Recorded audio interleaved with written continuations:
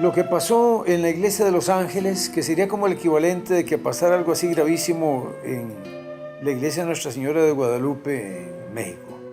Es un santuario queridísimo por el pueblo costarricense, ¿verdad? Había robado en el santuario nacional más importante para Costa Rica, Nuestra Señora de los Ángeles. Y no solamente había robado, había cometido un crimen. Y aquello produjo pues una tragedia en el país, ¿verdad? Es una profanación, una cosa que irritó, entristeció y puso en un estado crítico durante muchos días a todo el pueblo de Costa Rica. Entonces, el hecho de que a él se le condenara por ese delito del robo de la Virgen de los Ángeles ha hecho que, no digamos los jóvenes, ya los jóvenes ni siquiera se acuerdan de eso, pero las personas mayores siguen condenándolo. No entiendo cómo pudo haber sobrevivido José León Sánchez ese infierno, ¿no? José León es peligroso y por eso vivió una condición infrahumana durante muchos años. Y luego, el problema de José León es que mucha gente no aprecia lo que hay realmente en él por los prejuicios puramente religiosos. Todos sabemos su historia. Pero cuesta mucho sacar de la memoria colectiva un delito cuando se bombardeó tantísimo al pueblo. El caso de José León, donde la Iglesia también, lógicamente, al ser declarado el culpable, la norma canónica prescribe que quien cometiera un crimen dentro de un recinto sagrado es castigado con la pena de excomunión.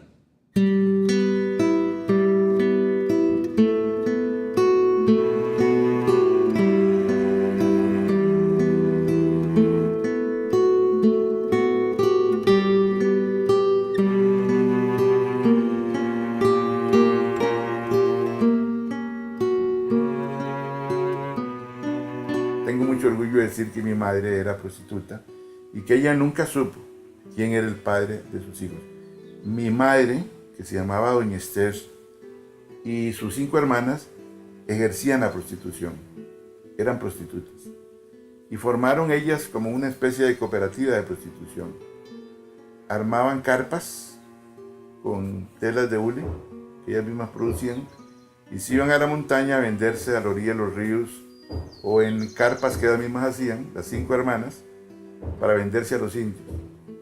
De ahí que yo no tuve nunca el honor de saber quién exactamente fue mi padre. Mi primer gran sueño era tener un papá. Mi madre tenía la costumbre de que cuando tenía una niña, salía hacia Grecia y ahí la cambiaba por azúcar, la cambiaba o la vendía a los hijos, ¿no? Pero cuando yo nací estaba tan enfermo que mi madre no pudo sacarme a Grecia para venderme. Entonces me regaló a un vendedor de sal. Y al año me llevaron al hospicio de huérfanos. Y allí en ese hospicio, siempre pasábamos mucha hambre, ¿no? Vivíamos llenos de piojos, de alepatos. Y fue muy doloroso porque las monjas eran muy crueles, ¿no? Ahí tuve la oportunidad de conocer a una hermana mía que se llamó Araceli y estaba ahí en el hospicio de huérfanos y ni ella ni yo sabíamos que éramos hermanos, ¿no? Ella trabajaba en la cocina y entonces, como sabía que en el otro lado los chiquillos pasaban mucha hambre, ella me traía panes y me traía sándwiches y los domingos como si fuera una visita que viniese de la calle, ¿no? Y un día me propuso que nos fugáramos. Estábamos los dos hartos de estar en ese lugar, ¿no? Y bueno, ¿y cómo nos vamos a fugar? Le decía yo. Ella tenía ya como 12 o 13 años, ¿no? Entonces me dice, vea, los domingos abren la puerta principal para que entre la gente a la capilla. Había misa para todo el vecindario, ¿no? Entonces abrían la puerta. Cuando íbamos a misa salíamos los muchachos en un lado y las chiquillas por otro lado. Entonces, como ella le permitían hablar conmigo de vez en cuando, entonces nos pusimos de acuerdo para que el próximo domingo, cuando abrían las puertas, salimos corriendo y así fue. Cuando abrieron las puertas, salí corriendo yo y salió corriendo ella y nos fugamos los dos por la puerta principal. Tuvo que vivir yo diría, como en el destierro. Tuvo que vivir en el éxodo de lo que significa una persona estigmatizada. No teníamos donde dormir, pero era verano. Entonces, en esos canalones que atraviesan debajo de las calles, están llenos de basura. Y era un lugar ideal para dormir, entonces ahí dormíamos la primera noche, ¿no? Un día, llegó un señor y nos dijo que éramos niños muy bonitos, los dos, ¿verdad? Entonces el señor nos dijo que por qué no nos íbamos a vivir con él. Entonces a mi hermana le pareció muy bien, porque el señor era muy buena gente. Y entonces el señor había hecho una casa con sacos y zinc entre tuca y tuca de madera, ahí vivía él. Entonces ahí nos llevó a nosotros a vivir, ¿verdad? Había una cama grande, por cierto que era una cama hecha con unos cueros, y ahí él vivía, ahí tenía su cocina, y ahí nos dijo que viviésemos, ¿no? Bueno, ahí nos acostamos. Entonces ya apagó el candil el señor, y al ratito yo empecé a ver que mi hermanita estaba como llorando y quejándose, ¿no? Bueno, la cuestión es que mi hermanita, él la violó. Yo no sabía que era que la estaban violando, ¿no? El hombre la estaba violando, ¿no? Como el mes exactamente,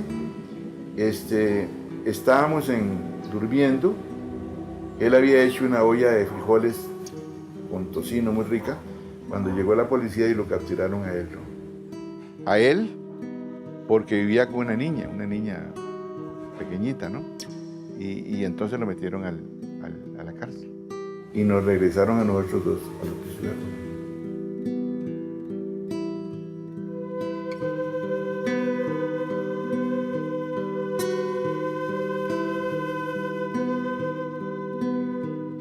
Y mi hermana se me pierde. Y voy a saber de ella cuando ella tenía 14 años, que vivía con un zapatero nicaragüense en San Carlos, de Costa Rica. Y este zapatero nicaragüense, ella se prostituía también. Y entonces mi hermana, tal vez unos 12 años, entonces ella se iba a buscar hombres, ¿verdad? Chiquitilla. Como ella no le dio la plata que se ganó un día, entonces él la agarró a patadas y la mató. Mi hermanita murió ejerciendo la prostitución cuando tenía 14 años de edad. Ahí terminó la historia de mi hermano, Araceli. Después me apareció una abuelita que me sacó a mí otra vez de nuevo del Espíritu de Arjona y me llevó a vivir a un pueblo lindísimo que se llama El Llano de Alajuela. Y entonces había un zapatero era el zapatero del pueblo, ¿no? Desde que llegué el señor se quedó viéndome así y me dice, ¿usted quiere verdaderamente ser zapatero? Y le digo, no, yo no quiero ser zapatero. Pero como al mes lo llamó el señor a mi abuelita y le dijo que no, que definitivamente que yo era tan tonto que nunca iba a aprender a hacer zapatos. No, yo no servía para zapatero. Ahora, Epoleme, que este zapatero es uno de los grandes escritores de la lengua española en América. Se llamaba Carlos Luis Fallas.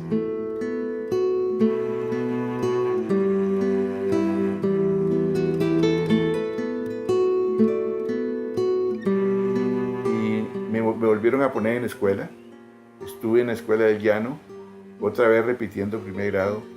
Pero la máxima nota que yo recibí en la escuela fue un 6 en educación física. Todo lo demás eran 4, ¿no? Entonces un día llegó la directora de la escuela, que es un día muy lindo para mí ese, y llamó a mi abuelita y le dijo que yo padecía una insuficiencia mental. O sea que era tontico, ¿no? Y que por tanto yo no tenía capacidad para aprender, que me sacara. Entonces ella me sacó de la escuela. En esa época fue que me encontré con Roberto Figueredo, que era el señor que cuando yo era niño vivía en una esquina esa cerca de don Carlos Luis Fallas. Y entonces fue cuando empezó mi tragedia.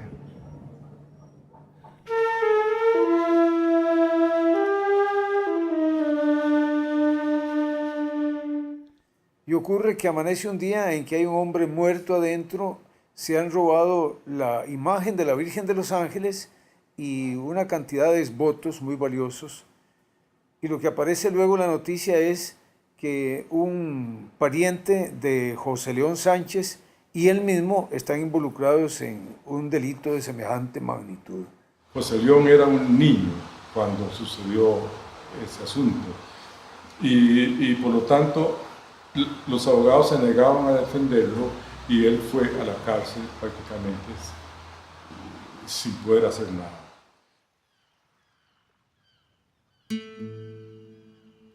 Esta es la isla de los hombres solos, donde no existen los recuerdos, donde ni el aire tiene libertad, donde el amor no se asomó jamás, donde todo es pecado, donde todo es envidia, donde todo es mal.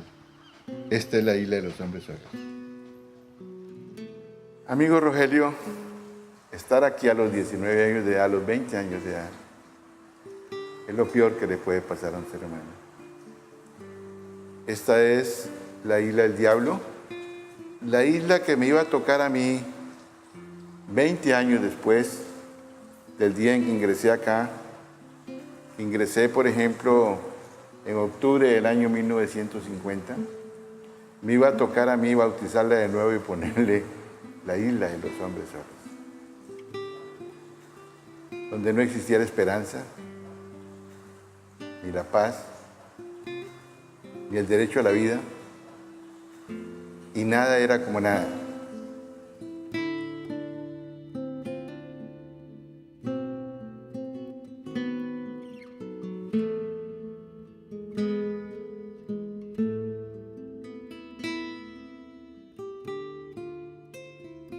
Por ejemplo, en aquella esquina allá estaba Tomás. Tomás era un campesino que vivía llorando todo el tiempo porque había matado a su señora. La había encontrado con un hombre y la mató y la lloraba todas las noches. Pero el problema fue cuando le apareció un cáncer. Y entonces él a la noche gritaba y gritaba y gritaba. Un ay intermitente, como la lluvia cuando caía sobre un ay que llorando toda la noche. Y lo doloroso del caso, Rogelio, es que nosotros no le hacíamos caso y nos dormíamos a pesar de los gritos que él daba todas las noches.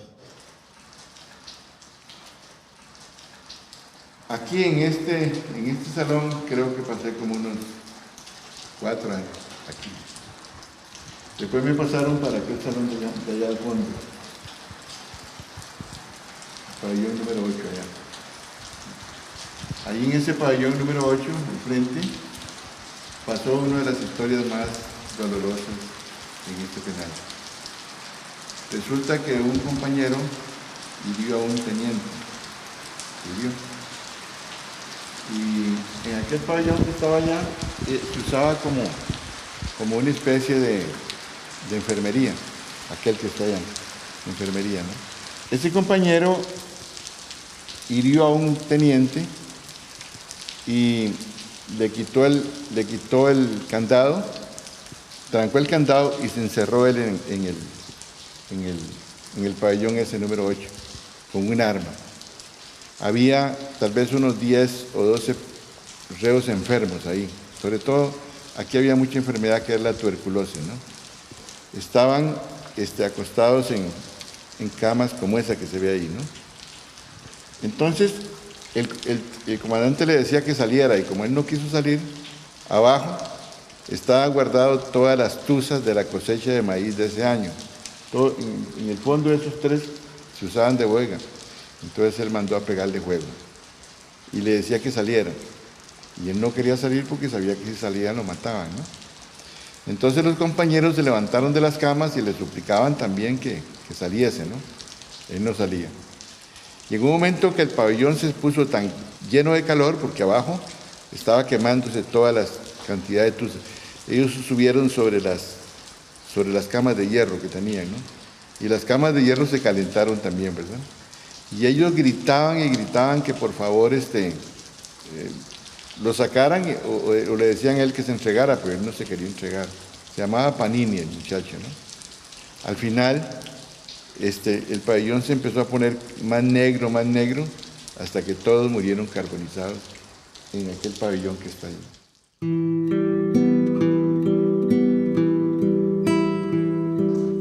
estuve por un intento de fuga, estuve aquí un año encerrado, aquí. Y me pasaba horas y horas y horas pensando y pensando en esa mirilla. Es una almena, ¿no? Todo el día. Y daba vueltas y vueltas y vueltas, y ahí tenía un tarro para hacer las necesidades. Y yo le decía, si estamos tan cerca del mar, ¿por qué no me permite sacarlo? Y dice, no, lo sacamos cuando esté lleno el tarro, ¿no? Entonces imagínate, ¿no? Entonces mi mundo era esto, ¿no? En aquel tiempo ni soñaba yo con llegar a ser escritor, ni soñaba tampoco nunca con salir de este lugar, ¿verdad? Bueno, cuando nosotros estábamos aquí, en este lugar, compartiendo con 80 hombres, este infierno, éramos los hombres más solos del mundo. Un personaje de mi novela dice, era el lugar donde Dios miraba para otro lado. No teníamos absolutamente ningún valor. Éramos números matemáticos de miseria.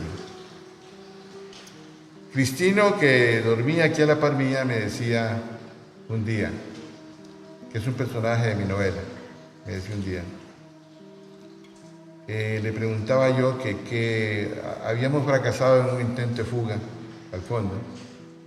Venía yo regresando del calabozo donde pasé un año entero desnudo, completamente desnudo, y regresé a mi esquina, ¿no? Y entonces, hablando sobre la libertad, le contaba yo a Cristino que la libertad no era lo que los hombres creían que era la libertad. Entonces me decía él, mira, por la libertad me decían loco. En ese momento me decían loco porque yo leía mucho, loco. Por la libertad yo diera una mano y un ojo, y tal vez las dos manos, y quizás los dos ojos.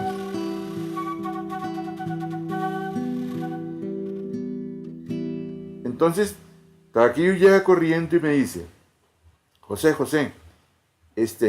hay un concurso literario y dan 2,000 pesos al que se lo gane. Bueno, escribió el cuento a mano. Al secretario del penal le parece muy bien, me lo pasa en limpio. Pero después de mandarlo, era 12 colones. Yo no tenía 12 colones. Ya yo tenía en ese momento 11 años de estar preso y nunca había, si acaso hubiese tenido en mi bolsa $1 era mucho, ¿no? Pero otro señor nos regaló los 12 colones y mandé el cuento al concurso. Bueno, mando el cuento y yo me olvido. A los 6 meses, Rolando Angulo, que todavía vive y que lo puedes entrevistar, da una noticia que impresiona a la gente, ¿no? Que al abrir las plicas del concurso, el primer premio lo había ganado el hombre más odiado que tenía este país, José León Sánchez. Eso fue una noticia tan cultural, tan tremenda en Costa Rica, ¿no? Que el presidente del jurado, un hombre muy eminente, decía la primera y la última palabra en la historia de la cultura costarricense, el señor Macaya, dijo que no era posible que un asesino, que un criminal, que un monstruo como ese hubiese escrito un cuento tan bello como el poeta El Niño del Río. Decían, entonces lo que él decía es que yo había tomado eso de una revista y que nos iba a cometer otro crimen, que ahora iba a cometer un crimen cultural burlándome de toda la sociedad costarricense, y entonces él renunció. Siguió el asunto y don Constantino Láscares Comeno me fue a visitar al presidio, él personalmente. El maestro don Constantino Láscares Comeno, entonces, antes de la entrega del premio, dijo él que si le entregaban el premio a él y no se le entregaba al reo José León Sánchez, él no recibía su premio. Entonces, a la hora de entrar ahí a la platea, una alumna de él trajo una silla, puso la silla vacía y depositó el ramo de flores en la silla vacía, porque yo no podía estar aquí. De ahí Los Hombres Solos, por ejemplo, yo recuerdo que en aquella esquina dormía un compañero que se llamaba, era una especie de guanacasteco muy viejo, muy callado. Y yo aprendí a leer y escribir en esta esquina. Antal Balín, que tenía un campito ahí y les hacía cartas a los compañeros, cuando él se fue me regaló su cuaderno, su lápiz, un lápiz mogol grande que tenía, y una tablita, entonces yo le hacía cartas a mis compañeros. Y estaban construyendo los calabozos ahí atrás. Entonces Juan Valderrama me dijo que yo les pedía a mis compañeros 5 centavos por hacer una carta. Entonces vino Juan Valderrama y me trajo un papel igual a este, que era una bolsa de cemento vacía, porque estaban haciendo ahí unos calabozos y botaban las hojas. Entonces dije yo, mira, Valderrama, yo no te puedo hacer una carta de ese tamaño. En primer lugar, las cartas había que hacerlas por una sola plana, no por las 2 planas, y siempre hablar bien del penal. Entonces me dice, no, yo te voy a dar 50 centavos si me escribes una carta en este papel, y me dio un papel igual a este. Yo no había tenido 50 centavos nunca en la cárcel, ¿no? Entonces empecé a escribirle en un papel igual a este, una bolsa de cemento. Empecé a escribirle lo que él me contaba, que era un hombre inocente y que estaba con pena perpetua porque lo acusaban de haber matado a su propia hija. Entonces yo escribí en un pliego igual a este, escribí lo que me estaba contando Valderrama. En ese momento pues yo no era escritor ni soñaba jamás nunca en ser escritor. Creo que duré como una semana, como 4 días escribiendo la carta que él decía, ¿no? En aquel tiempo nos permitían tener lápiz enteros, mogol. Pero un compañero en Ñato Lara, en esa reja que ves ahí, se acercó un día a la reja y le metió el lápiz mongol a un guardián en el corazón y lo mató. Y entonces el Ñato Lara le hizo con el lápiz. ¡Ra! Entonces desde ese momento en adelante, cuando yo tenía un lápiz, me lo cortaban en 4 pedazos y solamente me permitían tener un lápiz de este tamaño. O sea, 1 pulgada. Bueno, yo 50 centavos, en ese momento tenía 11 años de estar acá y no los había tenido nunca, nadie tiene un peso ni 50 centavos. Porque cuando hacía una carta me daban un 5, pero ya cada mes, cada 2 meses, ¿no? Entonces, bueno, por ese dinero, yo le digo, sí, te hago la carta, ¿no? Yo hubiera escrito el Quijote por 50 centavos, ¿no? Él dormía ahí, pero se iba para lo que se llama Tumbabote, al fondo. Y ahí trabajaba todo el día. Entonces me dice, yo tengo que ir de cocinero a Tumbabote, a la garita de los guardias, y vengo en una semana, cuando tenga la carta, te voy a dar los 50 centavos. Entonces yo empecé, aquí tenía una candela, y ahí tenía una tabla, y comencé a escribir la primera página de La Isla de los Hombres Solos. Con la ayuda de los compañeros logramos hacer un hueco en esa reja. Entonces el guardián, habíamos notado que el guardián él tenía que tocar un riel cada 15 minutos. Pero nos dimos cuenta que había un señor, por ejemplo, que tocaba el riel automáticamente, o sea que estaba dormido. Y tanto lo estudiamos, tanto lo vimos, ¿verdad? Que dijimos, ese guardián cuando está ahí toca, pero toca dormido, ¿me entiendes? Entonces sonaba y entonces él automáticamente, Y así, debajo de un aguacero, corrimos hasta la playa y ahí teníamos la balsa que habíamos estado preparando y nos fuimos con un compañero que se llamaba Satanás. Y la balsa brincaba y los rayos, aquello era un miedo tremendo lo que teníamos en ese momento, ¿no? Y en ese instante Satanás se despegó de la balsa y no lo volvió a ver más. Allá como a las 3 de la mañana, usando los brazos como un canalete, llegué a la playa y entonces comencé a comer caracoles y caminé por la playa y me di cuenta que había un río y ahí tomé agua y me dormí y ahí me despertaron. Es el tema de mi libro Cuando ataca el tiburón, porque nos descubrió un guardián que le decíamos precisamente tiburón, y nos regresamos para acá. En 1953, el Ministerio de Justicia y Gracia de Costa Rica, a través de la Dirección General de Prisiones y Reformatorios, realiza un estudio psicológico de casos, donde describe a José León Sánchez de la siguiente forma. En este retrato, tan repulsivo al principio, especialmente por la calidad de los hechos que se atribuyen a José León, hay cierta belleza agreste. Es todo un rostro duro, pero implacable e inaccesible como un paisaje de Rodas. En los ojos hay la lejanía, pero no del espacio, sino del tiempo. La otra vez, sencillamente, estaba yo en aquel pabellón,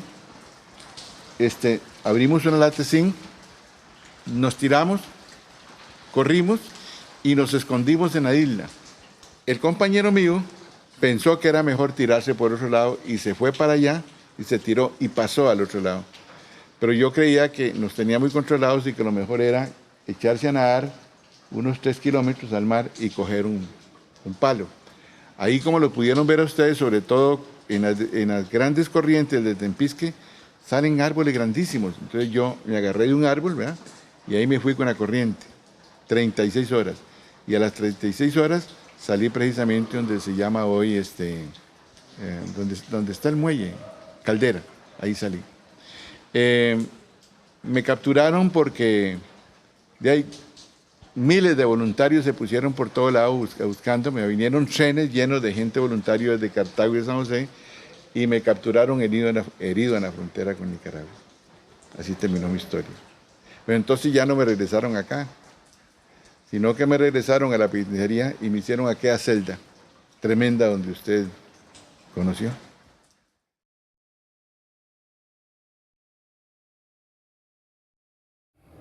Estamos en uno de los horrores más oprobiosos de Costa Rica.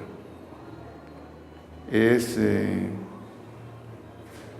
la penitenciaría del norte de San José. Estamos en la celda cuando Franklin Álvarez y yo nos fugamos del pabellón de los Tigres.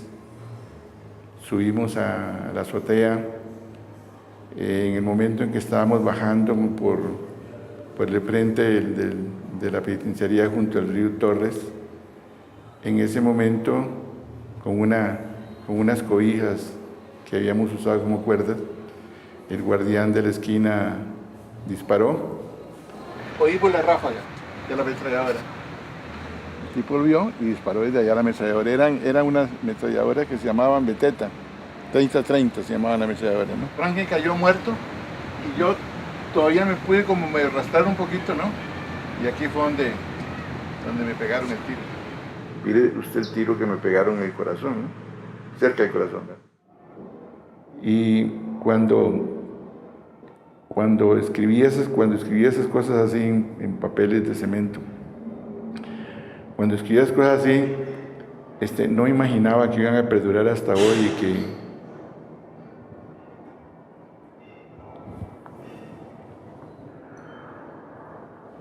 es tremendo, Rogelio, tremendo. Tremendo estar aquí. No, nunca imaginé que pudiese volver a estar aquí. En la celda, el calabozo del monstruo de la Basílica, ¿no? Del hombre más odiado que ha tenido y tiene Costa Rica.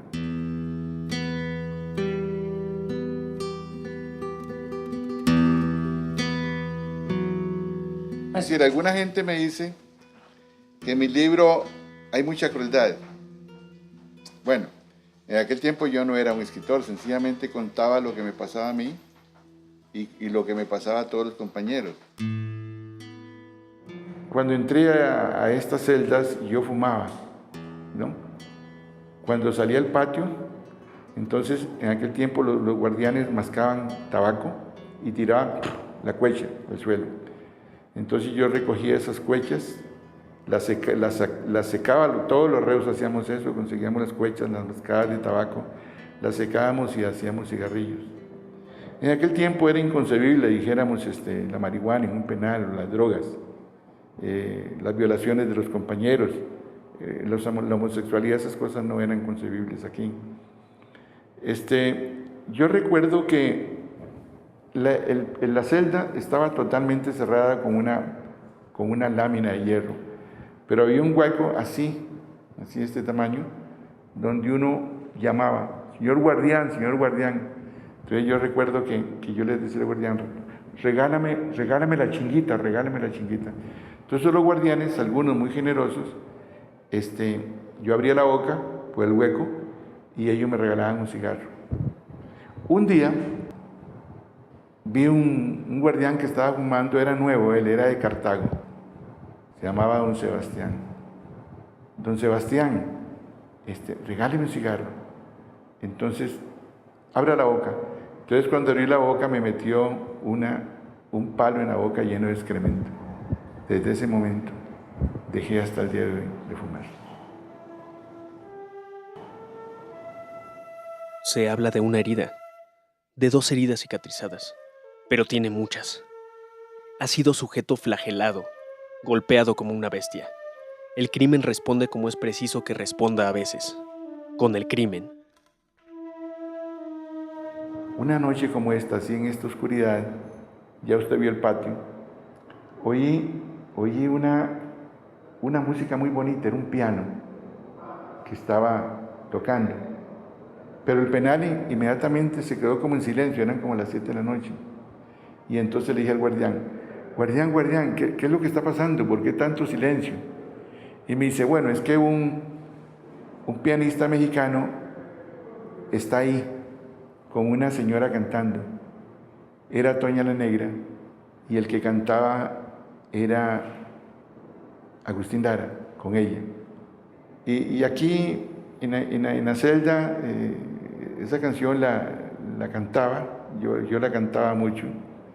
Y cuando estaba triste, entonces empezaba a murmurar y cantaba. Y cuando ese milagro realice el prodigio de amarte, hay campanas de fiestas que cantan en el corazón. Solamente una vez se entregue el alma con la dulce y total renunciación. Y cuando ese milagro realice el prodigio de amarte, hay campanas de fiestas que cantan en el corazón.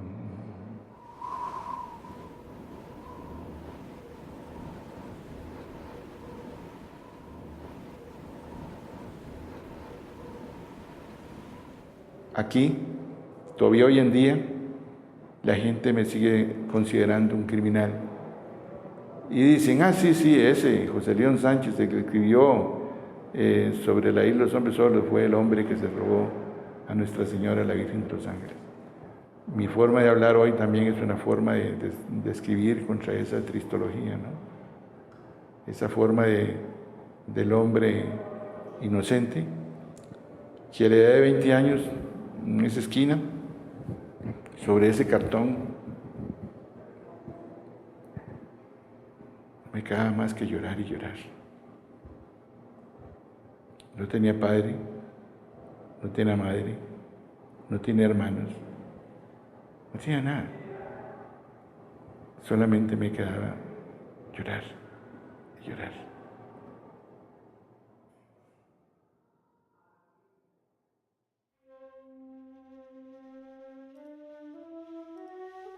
En los presidios hay cutacheros que se orinan flagelando.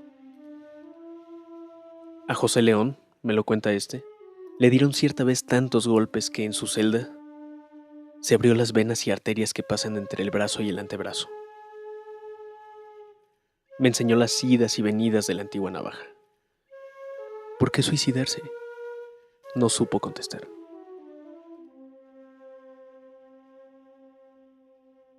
Como de aquí no me podía fugar de ninguna manera, era imposible. Entonces la única cosa que me quedó fue eso, abrirme las venas. Porque para mí en ese momento ya la muerte era como una liberación. Porque a mí no me importaba, nunca me importó tanto aquí como en Presidio San Lucas, pues echarme al agua con tiburones y con rayas y todo, porque por la libertad, como le decía el Quijote a Sancho Panza, Sancho, por la libertad se puede y se debe dar la vida.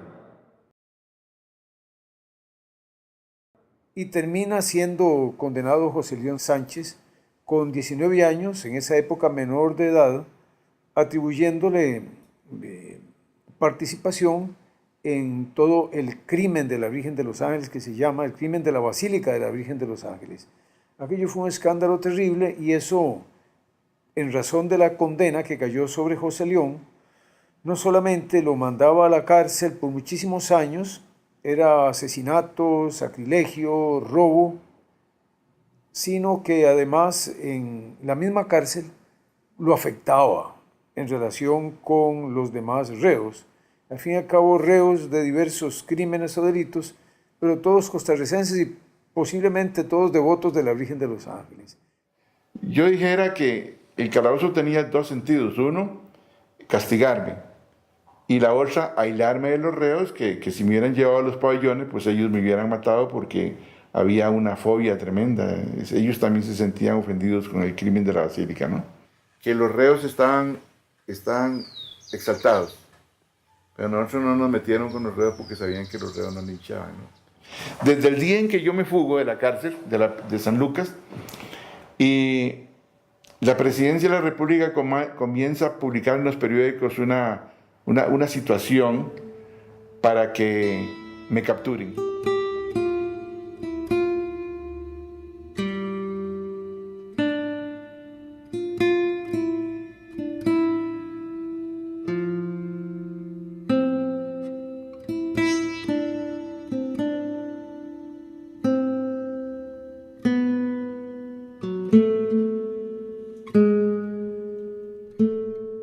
Y pagar 10.000 colones a quien me entregue vivo o muerto. Conmigo se cometió uno de los crímenes más espantosos que se ha cometido con un hombre libre. Tomar a un muchacho joven de 20 años, torturarlo y hacerlo pasar en una cárcel, en varias cárceles, 30 años, por un crimen que no cometió. Entonces se cometieron dos crímenes. Uno, un crimen que se llegó a cometer en la iglesia de Nuestra Señora de los Ángeles. Y el otro crimen que fue precisamente el crimen que cometieron conmigo, al llevarme torturado y humillado y convertirme en un monstruo de la Basílica, por un crimen que nunca cometí. Digamos que no es que hay una organización de tortura, sino que la policía, cuando es presionada y le dicen, a ver, busquen los culpables, encuentren todos los elementos de juicio para condenarlos, busquen testimonios, a veces la policía, los policías, uno que otro policía, un jefe de policía, donde tienen los reos allí y hay presión de la prensa y además tal vez ellos convencidos de la gravedad de lo que ocurrió en la Basílica de los Ángeles o el crimen de Colima en que hicieron tanto atropello con una persona, entonces los policías a veces acuden a métodos en que ya no es interrogar, sino a veces golpear o maltratar. El asunto es que mi suegro cometió el delito. Las condiciones que él lo cometió, yo hasta el día de hoy las ignoro, ¿no? Sí, él cometió el delito. Era parte de la persona que cometió el delito, ¿no? Cuando él dijo que yo era la persona que había cometido el delito y que yo le había dado las joyas, que le encontraron a él, le estaba fundiendo joyas, entonces, como él era un hombre muy prestigioso, era un abogado eminente, como era amigo del presidente de la República, entonces se centró todo en José León Sánchez. Pero, para mí, José León fue la persona en que la policía en ese momento dijo, como este muchacho proviene de una familia desintegrada, como este muchacho ha sido víctima de las causas de injusticia que la sociedad tiene, aquí tenemos a alguien con el que nosotros podemos salir adelante.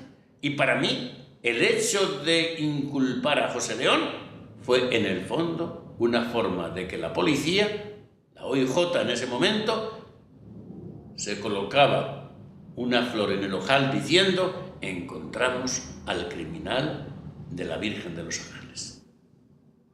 Y entonces fui el personaje mafioso, tenebroso, ¿no? El personaje que era noticia constantemente. Por ejemplo, por eso fue que me encerraron en un calabozo 4 años y 8 meses con 15 minutos. Ya va usted a ver el calabozo donde fui encerrado, ¿no? Yo recuerdo que cuando el director de la penitenciaría, el director de adaptación social, ¿no? Y los policías me decían que confesara y me abrieron la boca y me hurgaban una muela. Y cuando me horadaron este oído con un palo de fósforos, yo creía que diciendo que sí era más que suficiente, ¿no? Nunca me imaginé que después me decían, bueno, ya usted confesó el crimen, ya Roberto está de acuerdo, usted le ayudó a él y todo. Ahora dígame dónde están las joyas y dónde está la Virgen de los Ángeles. Bueno, como yo era inocente, pues yo no sabía ni dónde estaban las joyas, ni dónde estaba la Virgen de los Ángeles. Ser como una especie de, ¿qué te diría yo?, de chivo expiatorio. Y lo necesita precisamente para, ante la comunidad local, ante la comunidad nacional, quedar bien. Qué triste el que ante un robo en el santuario más importante de devoción costarricense, como viene siendo la Basílica de Guadalupe en México, que al cometerse un crimen en esa basílica, la policía no saque un culpable. Para el cuerpo policial, realmente eso es tremendamente negativo. Entonces, a alguien hay que echarle la culpa, sea o no sea. Y entonces me siguieron torturando.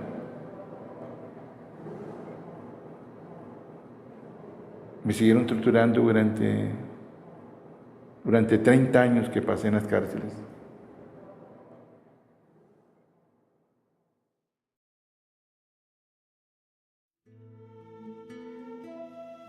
Tengo exactamente en estos momentos 27 libros. Con este último que estoy terminando tengo 28. Tengo un trabajo de investigación antropológica, serían unos 30 libros, ¿no? Indiscutiblemente, el libro que más éxito tiene es precisamente La isla de los hombres solos. Ya va a ver usted dónde la escribí y cómo la escribí, ¿no? Bueno, cuando yo llegué acá, había un compañero que fue el que me enseñó a leer y escribir. Se llamaba Antal Balín. Él aprendió muy rápidamente el español y después él le hacía carta a los compañeros nuestros. Entonces, Antal Balín, cuando se fue, me regaló la tablita, los lápices, y un cuaderno. Entonces yo ya había aprendido a leer y escribir con él bien, porque yo sabía leer, pero no, cuando entré a la cárcel, pero no como él me enseñó a leer y escribir, ¿no? Entonces, cuando él me enseñó bien a escribir, entonces, si él se fue, yo les hacía cartas a mis compañeros. Hoy me asombro de estas cosas, ¿no? Me asombro de que este libro llegara a tener 160 páginas. Los compañeros nuevos que llegaban me querían quitar las páginas para acostarse en ese cemento, porque había unos que tenían 2 y 3 y 4 y 5 páginas de estas, entonces ya era como un colchón. La mayoría no tenían más que una o no tenían nada. Después él tomó una gran cantidad de libros y de recuerdos muy importantes de su vida, como la maquinita hecha por él, con la cual logró escribir en la cárcel, la primera edición con mucha dificultad, un verdadero incunable sobre la isla de los hombres solos, y él quiere que la universidad sea la que guarde esa máquina. Como nadie me quería publicar el libro, entonces dije yo, Jesse, si Gutenberg hizo una imprenta, yo hago tu imprenta. Claro, más sencilla porque era el stencil que un amigo me lo grabó y después página por página, sacando 100 ejemplares. Y los 100 ejemplares, como el ejemplar que está aquí, está clavado con clavos. Entonces le escribí una carta a una persona que siempre fue amigo mío hasta el día en que él murió, que se llamaba René Picado, Entonces él me mandó la tinta. Entonces con el papel de la República y la tinta de René Picado, escribí La isla de los hombres solos.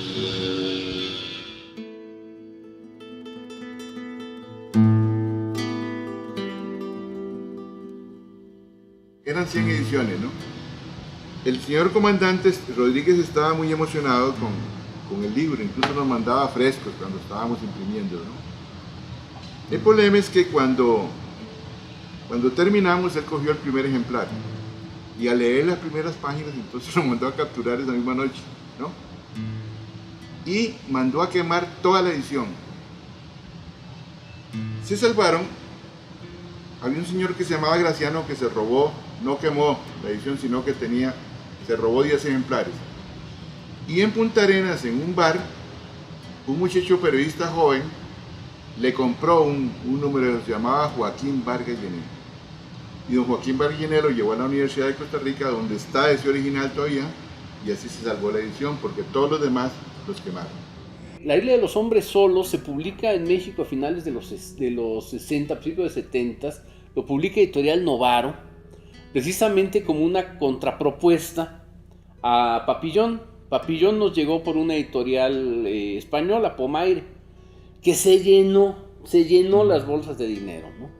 Y entonces de repente aparece esta novela, pero caminó muy bien, sobre todo porque hubo una versión condensada que publica Contenido. Entonces Contenido publica una versión condensada de La isla de los hombres solos. Entonces mucha gente se fue a buscar la novela y la novela se volvió un éxito enorme. José León no solamente es un personaje único en Costa Rica, mundialmente es un personaje único. Lo que él hizo estando en la cárcel, cómo él pudo superar esos años tan difíciles, yo diría tan trágicos, y comenzar a escribir y regalarnos la historia de esos años, que es el libro costarricense que más se ha leído en el mundo. Está en ¿cuántos idiomas puede estar traducido? A unos 20 idiomas quizá este libro. Se hizo una película sobre este libro, una película mexicana, por cierto, y era muy buena. Pero el estreno oficial se hizo en el cine Roble, en el Roble, que lo derrumbaron después con el temblor del 85. Sí, me dio mucho gusto porque yo estaba a la mitad de mi carrera o principios, ya no me acuerdo. El hecho es que estaba mi nombre, el de Mario Almada, Walt Rubinsky y Eric del Castillo, en La isla de los hombres solos. O sea, impactó muchísimo. Se estrenó tranquilamente como en 20 salas, tuvo un éxito brutal en su momento. Pues yo la vi en su semana de estreno y fue el primer gran taquillazo que tuvo el echeverrismo después de Mecánica Nacional, que fue sin duda la película más exitosa de la década. Despuésito de esa película sigue La isla de los hombres solos. Fue más exitosa incluso que El Valle de los Miserables. Y yo pensé, pues que era un guión más. Yo no sabía quién era León Sánchez, ¿no? No sabía quién era. Hay tantos autores de guiones cinematográficos, pero cuando me enteré que era cosas de la vida real, dije, ¡ah, Chihuahua! Pues me interesó muchísimo el guión. Algo extraño de un hecho real y que todavía existiera el autor que vivió ese infierno, ¿no? Entonces eso me llamó mucho la atención y agradecí a don René Cardona que me hubiera invitado a hacer la película. Un rincón terrible, asfixiante, ¿no? No entiendo cómo pudo haber sobrevivido José León Sánchez ese infierno, ¿no?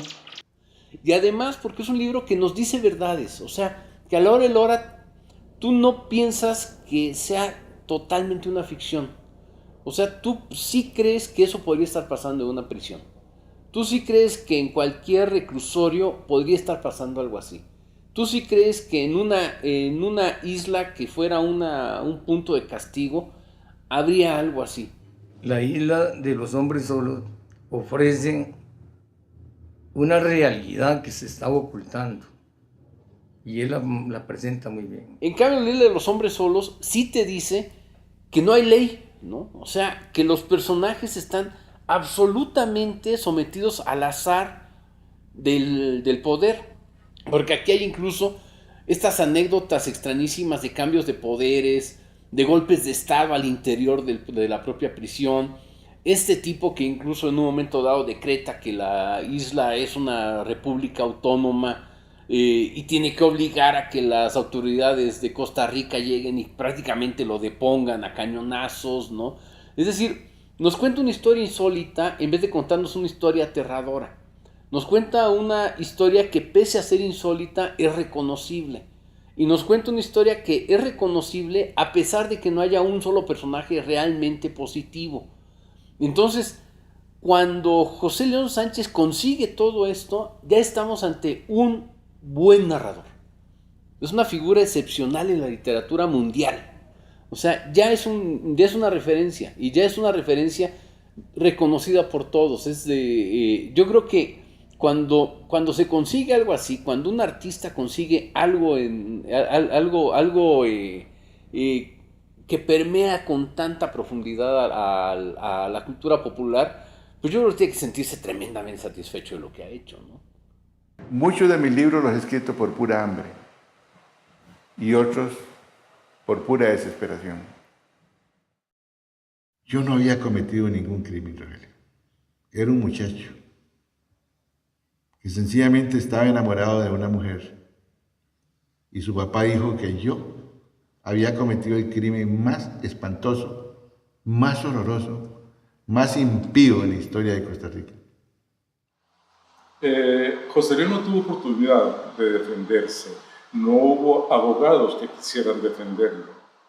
Todos los abogados de Costa Rica firmaron un documento donde decían que ellos pagaban una multa pero que no defendían al monstruo de la basílica porque como a mí se me había torturado y yo había aceptado el delito bajo tortura, entonces ya yo era culpable.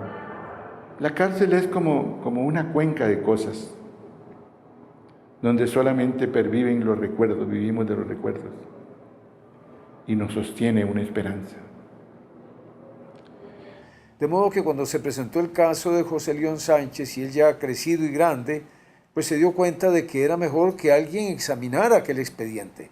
Y se examinó y una de las entidades judiciales declaró nulo el proceso. En el año 1998, la Corte Suprema de Justicia de Costa Rica, la Sala Tercera y la Sala Constitucional en forma unánime me declararon inocente por 10 votos.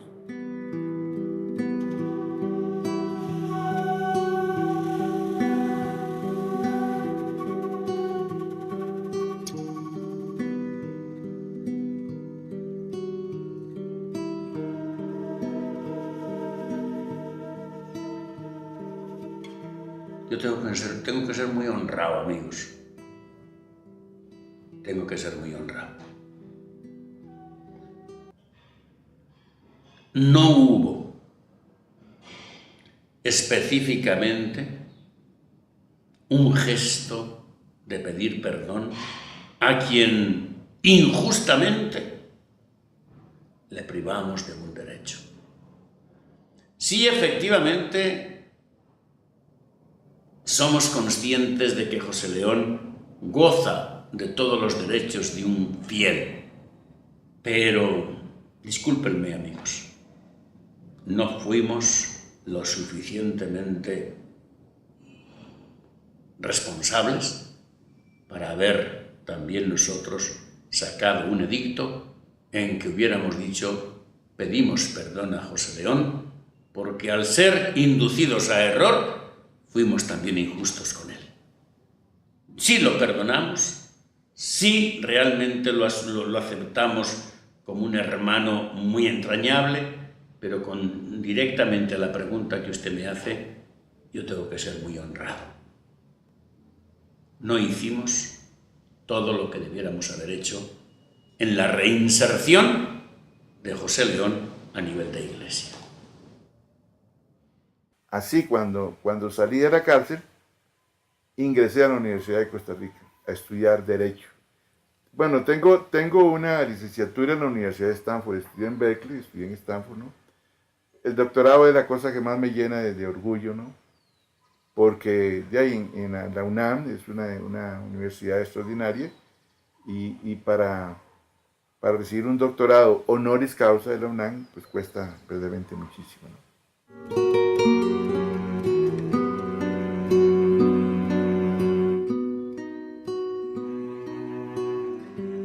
Yo todavía soy muy joven soy. Apenas tengo 79 años de edad, ¿no? De los cuales la tercera parte me la pasé en la cárcel, entonces no la cuento, ¿no? La otra, la mitad la he pasado dormido, entonces tampoco lo cuento. Entonces pienso llegar a los 150 años de edad para escribir una gran obra mesoamericana.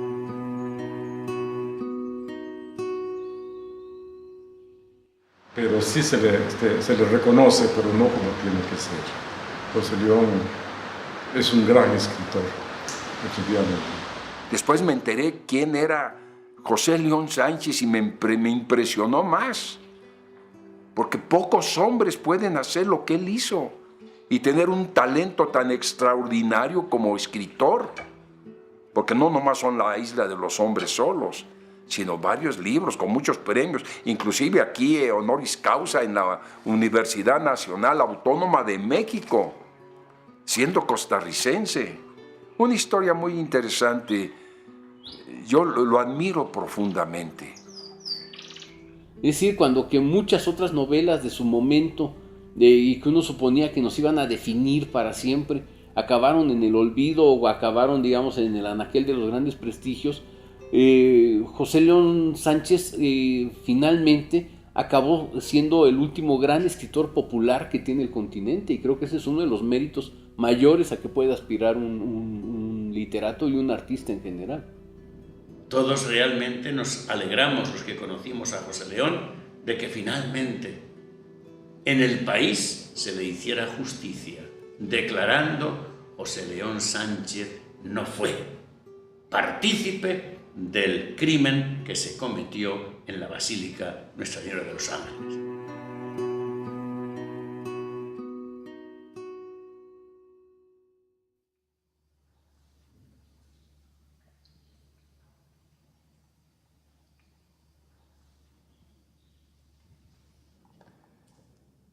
Tengo que empezar de nuevo todo.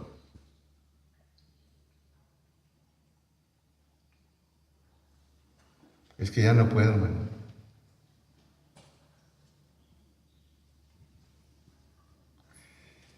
Es que ya no puedo repetirlo.